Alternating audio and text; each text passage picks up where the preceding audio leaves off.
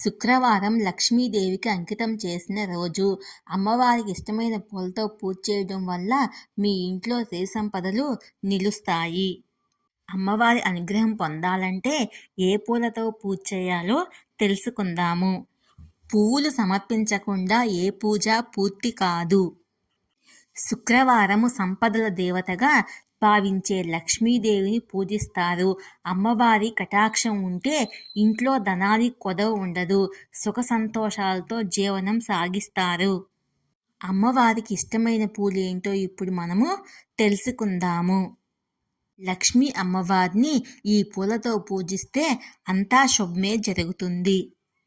లక్ష్మీదేవికి ఎక్కువగా ఎరుపు రంగు పూలంటే చాలా ఇష్టము. మందారం, గులాబీ, తామర పూలు, ఎర్ర గన్నేరు పూలంటే అమ్మవారికి చాలా ఇష్టము.